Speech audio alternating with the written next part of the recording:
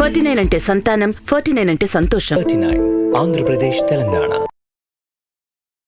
నమస్తే రమ్మగారు. నమస్తే జయ. రమ్మగారు, ఏదన్నా మంచి స్టోరీ లోగుట్టు పెరుమాళ్ళ కిరక చెప్దామా? అట్లాగేనండి. పూర్వం అంట ఒక గురువుగారు అండి, వాళ్ళు స్వామీజీ. ఆయన పేరు పెరుమాళ్ళు గారు. ఆయన పేరు పెరుమాళ్ళు అంటే దేవుడు అని కదా మన అదే కదా. అర్థము. అయితే ఈ పెరుమాళ్ళు గారు ఏంటంటే చాలా బోధించేవారు. కర్మ, దుర్విపాకం అలాంటివి. తర్వాత నేను నాదన్న భావాలు ఉండకూడదు, అబద్ధం ఆడరాదు, ధర్మాన్ని పాటించండి, నీది నాదని తేడా ఉండకూడదు, లోకంలో ప్రతివాడు ఎలా ప్రవర్తించాలో ఓహో బోధించేవారు. జనాలంతా బోధాలు వినేవాళ్ళు. బోధామృతాలు వినడానికి ఈనాడు ఆనాడు ఇది ఎప్పుడో 49లో రాయబడిన కదా, అప్పుడు ఉండేవాళ్ళు అవును. బోధామృతాలు వినటానికి. అయితే ఈ వినటానికి వచ్చిన భక్తులు పాపం ఇప్పట్లాగానే అప్పుడు స్వామీజీకి కానుకలు అవి సమర్పిస్తూ ఉండేవారు. మొదట్లో ఏం ఉండేది కదా, ఆయన ఊరూరా తిరుగుతూ ఆధ్యాత్మిక ప్రసంగాలు చేస్తూ తిరుగుతూ ఉండేవారు. కొంత శిష్యగణం కూడా వెనకాల తిరిగేది. అయితే రోజు ఆయనకు ఆ పళ్ళెంలో వచ్చే డబ్బుల్ని తీయగా ఆయనకి ఏమనిపించిందంటే వ్యామోహం మొదలైంది. లెక్క ప్రకారం ఎక్కడ నిద్ర చేయకూడదు, అంటే ఒకే చోట 3 రాత్రులు నిద్ర చేయకూడదు సన్యాసులు. నిలవ పెట్టకూడదు, దాచకూడదు. సన్యాసులు చేయకూడని పనులే అవి. అందుకని ఒక చాతుర్మాస్యం అప్పుడే ఉంటారు, కానీ ఎవరి గృహస్థుల ఇళ్లలో నిద్ర చెయ్యరు సన్యాసులు. ఒకవేళ వచ్చినా ఏదో ఈ శిష్యుల ఇళ్ళకి వచ్చినా 2 రోజుల నుండి వెళ్ళిపోతారు. మూడు రోజులు చేయకూడదు. 3 రోజుల తర్వాత ఇంకా అక్కడ ఉండకూడదు. ఊరు కూడా మారిపోవాలని కూడా ఉంది శాస్త్రం. ఓహో. ఊళ్ళు మారుతారు, ఇళ్ళు మారుతారు, ఒకే చోట నిద్రించకూడదు, దాచకూడదు వాళ్ళు. అయితే ఈయనకి ఏమైంది, ఈ డబ్బులు వస్తూ ఉంటే శిష్యగణం మారుతూ ఉంటుంది ఊరూరా, ఏదో కొద్దిమంది వెనకాల తిరిగే వాళ్ళు ఉంటారు. దాంతో సరే ఏం చేశాడు, ఒక కంసాలి శిష్యుడు ఒకడు దొరికితే ఆ వచ్చిన కాసులన్నింటినీ కరిగించి ఒక బంగారు ప్రతిమ చేయించుకున్నాడు. ప్రతిమ రూపంలో పెట్టుకున్నాడు అనమాట. ఓకే. చాలా డబ్బులు ఇంకా కొత్తగా వస్తున్నవి పక్కన యాడ్ అవుతున్నాయి.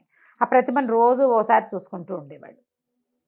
శిష్యగణాలు బాగా పెరిగినాయి, సంపద రావటం ఇంకా ఎక్కువైంది. అంత ప్రతిమ ఉండేది. సరే ఏమైంది, ఆ ఊరు ఈ ఊరు మారేవాడు. ఒకరోజు ఒక పేద శిష్యుడు వంతు వచ్చింది. శిష్యగణాలు ఉంటారు కదా, ఇవాళ వీళ్ళింటో వందట ఆ పేద శిష్యుడు భయంకర పేదవాడు, చాలా పేద. అయితే ఈ చాలా పేదగా శిష్యుడు ఎలాగైనా గురువుగారికి భిక్ష చేయాలని కోరిక. భిక్ష చేయటం అంటే ఆయన ఒకరికే కాదు, ఆయన ఏదో కొంచెమే తింటారు, ఒక్క పూటే తింటారు. సన్యాసులు అంటే చాలామంది స్వామీజీలు 2వ పూట అస్సలు భోజనమే చేయరు, ఒంటి పొద్దే. అందులో కూడా కొన్ని తినకూడనివి వ్యర్థ పదార్థాలు ఉంటాయి. లేదా షడ్రసోపేతంగా తిన్నా కొన్ని పదార్థాలు వర్జిస్తారు. ఆయనతో పాటు వచ్చిన శిష్యగణము, ఆ పూట ఆయన చూడడానికి వచ్చిన భక్తగణము, ఈయన స్పీచెస్ వినడానికి వచ్చినటువంటి మహాభక్తులు, వీళ్ళంతా కూడా ఏ ఇంట్లో భిక్ష జరిగితే ఆ ఇంట్లోనే సాపాటి భోజనం చేస్తారు, ఖర్చు కాదు. అవును. అయితే ఈ పేద భక్తుడు బాగా ఆలోచించుకున్నాడు, భార్య తను, ఆమెకి ఎలాగైనా భిక్ష చేయాలి గురువుగారికి అని ఉంది. ఈ వారం నువ్వు పెట్టుకోగలిగితే ఈ నెలలో నీ వంతు అని చెప్పారు. ఆ ఊళ్ళో అతని ఇల్లు అది పర్వాలా, ఇల్లు ఉంది, కాకపోతే డబ్బులు లేవు. బాగా ఆలోచించుకుని గురువుగారిని రమ్మన్నాడు. సరే పెడితే ఆ వాళ్ళకి ఎంత చక్కటి భోజనం, వాళ్ళకి శ్రద్ధ ఉంది చాలా, వంతు కోసం చేయలే, ప్రీతితోటి చేశారు. అయితే గురువుగారు అన్నారు, ఎంత చక్కటి భిక్ష చేసావో, భోజనం చాలా బాగుంది, మంచి స్వాదమైన పదార్థాలు పెట్టావు, ఏమిటో నీకు చాలా ఇబ్బందిగా ఉందని వీళ్ళంతా అన్నారు, అయినా నువ్వు ఎలాగో పెట్టావు. సరే 5 రోజులు ఈ ఊళ్ళో, ఈ 5 రోజులు నీ ఇంట్లోనే భిక్ష చేయాలనుందో, నీకు అభ్యంతరం లేకపోతే అనగానే గటక్క మందుకుండే. ఇప్పుడు చాప మంత వాళ్ళ దగ్గర ఉన్నవి కుండ మూకుడు అన్నీ అమ్మేసి భోజనం పెట్టాడు ఆయన. ఇంతమందికి 5 రోజులు శిష్యగణంతో సహా రోజు ఈయన భిక్ష ఇస్తారు. ఇక్కడే చేయాలంటే భక్తులు మారుతారు కదా. ఇవాళ స్పీచ్ నచ్చితే రేపు వాళ్ళ చుట్టాలను కూడా తీసుకొస్తారు. భోజనం ఎలాగూ బాగుంది. అక్కడి నుంచి అంతా పెరుమాళ్ళ దయ అన్నాడు. 2వ రోజు మహత్తరంగా స్పీచెస్ సాగినాయి, చాలా అత్యద్భుతంగా చెప్పారు. గురువుగారు చెప్పినటువంటి వాక్యాలు అతనికి నేను నాది అన్న భేదభావం వద్దు, ఇక్కడ నీది నాది లేదు, అంతా మందే, అందులో ఏమీ లేదు, నువ్వు నిర్మమ బుద్ధితో చేస్తే ఏ తప్పైనా ఒప్పే, నిర్మమంగా చెయ్యాలి అంతే. సరేననుకున్నాడు.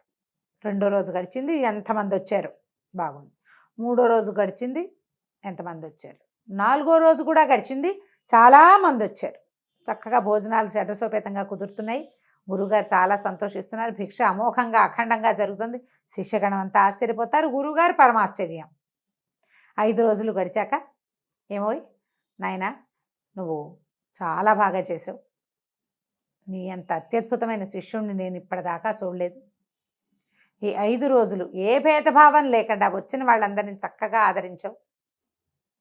సరి అయిన శిష్యుడేమంటే నువ్వేనోయ్ అన్నాడు. అని నువ్వు ఇదంతా ఎలా చేయగలిగేవంటే అంతా పెరుమాళ్ళ దయ ప్రభు అన్నాడు. అంతా పెరుమాళ్ళదే దయ అంటే ఈయన అబ్బో అనుకున్నాడు. శిష్యుడికి చాలా జ్ఞానం వృద్ధి అయిపోయింది అనుకున్నాడు. సరే ఆ ఊరి నుంచి బయలుదేరి పక్క ఊరికి చేరగానే ఆయన తన వస్తువుల్లో దాచిపెట్టినటువంటి తన దేవుని ప్రతిమను ఒకసారి చూద్దామని తీస్తే ఏముంది, అంతకుముందు ఆ మాత్రం తూగే దేవుని ప్రతిమ ఇలా తీసేసాడు.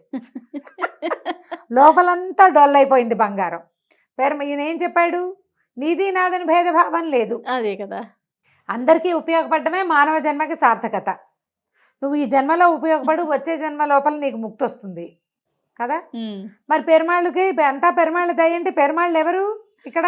ఒకటి తను, రెండోది ఈ ప్రతిమ. అంతే, ప్రతిమని 5 తులాలు చేసేసాడు. 5 కేజీల ప్రతిమ 5 తులాలు అయిపోయింది. రోజుకో చెక్క ముక్క కొట్టేసి లోపల భాగం అంతా గోకి గురుగారిదే. మరి ఆయన ఏం చెప్పాడు, నిధి నాది భేదభావం వద్దన్నాడు కదా. లోగుట్టు పెరుమాళ్ళ విగ్రహం బాగానే కనపడుతుంది, లోపల నుంచి లాగేశాడు మొత్తం. రోజు బంగారం కాస్త ముక్కలు ఆకు రావటం, అమ్మేసి భోజనం పెట్టేయటం. గురుగారిది అయితే ఏమిటి, నాదైతే ఏమిటి, అంతా మందే కదా. నీది నాదని భేదభావం లేదు. గురువు గారికి డక్కు పెట్టింది. ఏమనుకున్నాడంటే, ఓరి నాయనా, నేను ఒట్టి స్పీచెసే చెప్పాను, నువ్వు కదా జీవితంలో ఇంప్లిమెంట్ చేసావు. 5 రోజులు తింటాం తప్పిస్తే ఇంకోటి ఏం లేదు. శుభ్రంగా తిన్నారు వచ్చిన వాళ్ళంతా, బాగా జరిగింది. అంతా గురువుగారి దయ. దాంతో ఇక నేను దాచకూడదు అనే విషయం ఆయనకు అప్పుడు అర్థమైంది.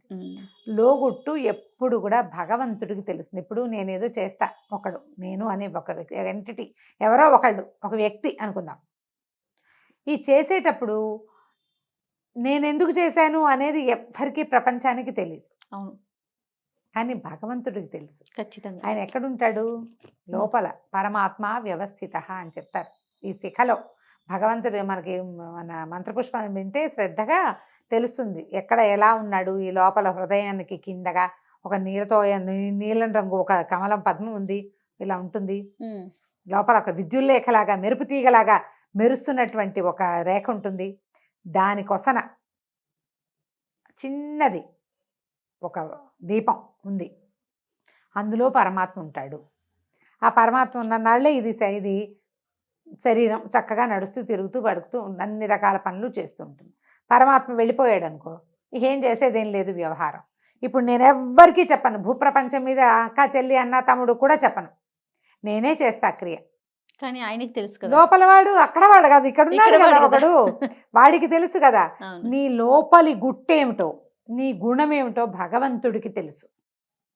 నువ్వు గుంభనగా ఉండగలవు, కానీ నీ గుట్టు భగవంతుడికి తెలుస్తుంది. లోగుట్టు పెరుమాళ్ళు కెరుక, ఆయనకి తెలుసు లోపలి భాగాల్లో ఏం జరగబోతోంది, లోపల నీ బుద్ధి ఏమిటి, నీ ఇంటెన్షన్ ఏమిటి అనేది నువ్వెవ్వరికీ షేర్ చేయవు, ఎవ్వరికీ చెప్పవు. కానీ భగవంతుడు యందు దాచలేవు కదా, ఆయనే కదా నీ యొక్క జీవం. అవును, దాని నుంచి దాచిపెట్టలేము. ఈ కర్మానుభవం ఇప్పుడు గురుగారు చూడు అంత స్పీచెస్ ఇచ్చే ఆయన బంగార బొమ్మ చేసి దాచుకున్నాడు, మళ్ళీ కొత్తగా వచ్చిన డబ్బులతో ఇంకో బొమ్మ చేస్తాడు. బొమ్మలు దాచుకోవడమే సరిపోతుంది బతుకంతా. ఒట్టి స్పీచెస్తో ప్రయోజనం ఏముంది? నువ్వు అలా ఉండాలి ఇలా ఉండాలని స్పీచెస్ ఇస్తే సరిపోతుందా? నువ్వు ఆచరించాలి కదా. సొంతానికి కొంత ఆచరణ కావాలి కదా, సంయమనం కావాలి. సన్యాసి దాచకూడదు అంటే దాచకూడదు. నువ్వు నిదానమే ప్రధానమని బోధిస్తావు గురువి, నీకే నిదానము లేదు. సత్యాన్వేషణ చెయ్యి. నువ్వు ఊరికే దురుసుగా కోపం వస్తుంది, నువ్వేం చెప్తావు? సత్యాన్వేషిగా ఎలా ఉంటావు? సత్యాన్వేషణకి సహనం ఉండాలి కదా, మరి ఉండాలా. కాబట్టి ముందు గురువులు నేర్చుకోవాలి అని చెప్పేదే ఈ కథ. రైట్. నమస్తే రమగారు. నమస్తే జయ.